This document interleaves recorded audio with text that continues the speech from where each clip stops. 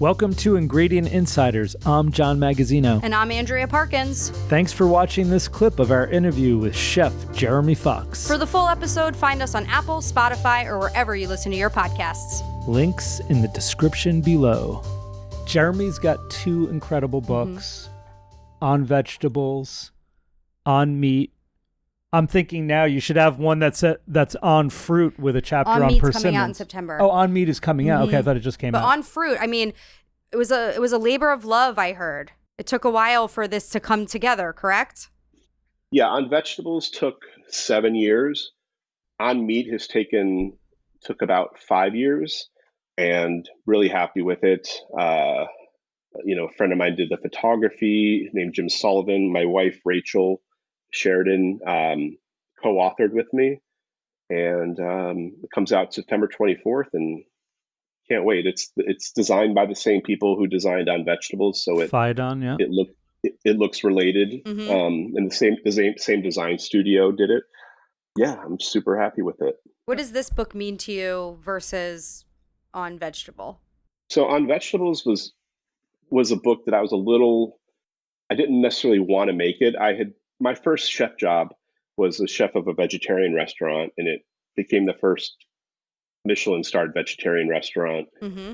I was never a vegetarian, and I left with huge fireworks, and I didn't really want to revisit vegetables, but I had signed the contract for this book in 2010 while I was still the chef there.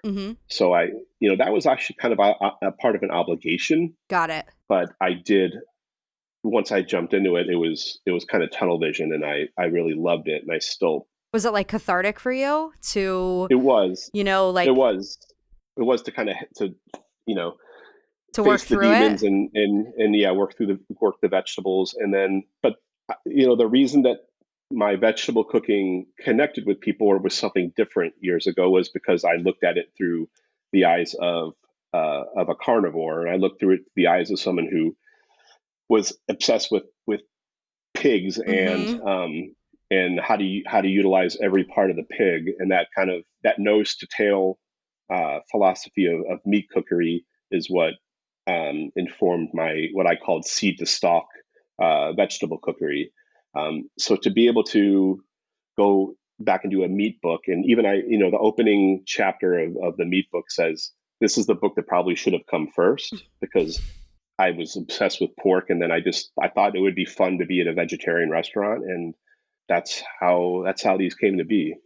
How do you approach, I guess, creating a veg dish that is as powerful as a meat dish? That part is actually easier for me. I think that's where my go-to was.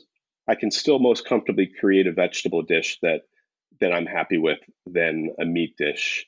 Some of my favorite vegetable dishes are ones where there's no cut of meat that's involved, but it might include animal fats, or it might include cured meats as like a flavoring element. I really enjoy like vegetables that have meat flavor to it, but that don't necessarily come with a piece of steak or a piece of chicken, where you might not know that there's meat in there, but it is, and that is a major part of the flavoring. But I know I find there's a clarity when I come up with a vegetable dish that, when you're coming up with a meat dish, you have to think about, okay, the meat comes with this and this, has this vegetable and this sauce.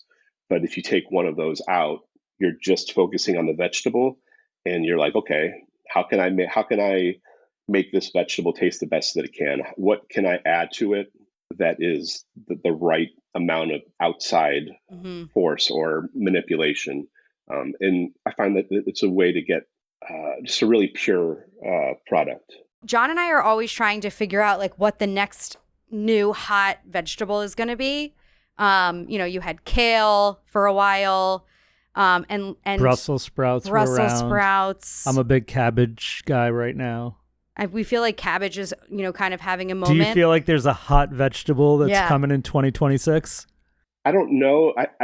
To me, I find that the hot vegetables seem to be whatever Row 7 Seeds is working on at any given time. Right now, garlic is a big is their 100%. big focus. But I love their habanadas, the Uh-huh. habanada peppers, which are habaneros that are bred to not be spicy, but still have that Like the amazing fruitiness. habanero flavor. Mm-hmm. Yeah. Yeah, and they trick your mind because you eat it and it feels like you're about to just get killed, and then it just doesn't happen, and it's really unique. And then there's Badger Flame Yep. beets, the independent Upstate Abundance potatoes. Those are I incredible. Yeah. love. I'm not so much a. I don't really care about like new vegetables. I love varieties. I love new varieties and obscure varieties of the vegetables we know. Yeah, Dan, we spoke to Dan a couple of months ago, and he was talking to us about the lettuce and the spinach. I think the lettuce had more Yep. nutrients than spinach, Mm-hmm. and just incredible stuff that he's doing with that seed Yeah, catalog now. it's more about creating vegetables that are nutrient dense, and it's not creating vegetables or produce for yield, which a lot of produce is. And also, when you mentioned the beets, that it doesn't traditionally look like a beet, right? It has a different shape. It's more like tubular, oblong. So, when you go into the store, you picture round, right? So to kind of, to say that this beet is the best beet, I think as a consumer, you probably wouldn't think so. But I think chefs are more open to kind of looking at, to your point, different varieties or shapes or whatnot. I think that's what's so cool about California. I remember going for the first time to the Santa Monica Farmers Market, and the plum guy was there, the orange guy was there, and I was like, I don't understand. Like at home, there's like 2 plums, like on the East Coast, right? Like, so I don't know. I think it's pretty cool what he's doing. That's another thing we didn't even talk about. You're right in the backyard of The farmers market. one of the best farmers markets on the planet. Whenever we have guest chefs visit, like right now we're having a bunch of New Orleans chefs come and do dinners at Rustic Canyon. Oh, nice. But whenever chefs visit and they go to the market, like sometimes they cry. Sometimes they're like, how do you have all this stuff? And they'll take home, like we just had a chef from New Orleans named Anna Castro, and she came and did 2 dinners at Rustic Canyon, and she took a big bag of stone fruit back with her, and she was everyone just goes crazy over what we have at our fingertips. I'm saying that's why Rustic Canyon is the menu is going to be different every time you go, because especially with our close proximity, 11 blocks from actually 8 blocks from the market, we want Rustic Canyon to be the map of the farmers market. We want, if people are doing research of what's in season in Southern California right now, they just have to look at the Rustic Canyon menu and it'll all be there. So how often does the menu change at Rustic Canyon? Daily. Daily. It might be some certain elements that get changed daily. It could be complete dish changes, but like the menu right now is probably 75% different than it was 2 weeks ago, and that's just kind of how it constantly evolves. There's only one dish that really doesn't leave the menu, and that's called beets and berries. And other than that, everything is on the chopping block. There's a beauty to just utilizing something when it's at the peak of its excellency. Yeah. And just because the dish was good last week doesn't mean that it's going to be good this week with the same ingredients.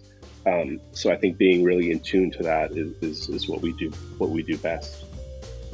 Thanks for listening to this episode of Ingredient Insiders. You can find the products we discussed on today's episode at chefswarehouse.com or your favorite specialty retailer. And don't forget to follow us on Instagram at Ingredient Insiders and Chef's Warehouse at Where Chefs Shop.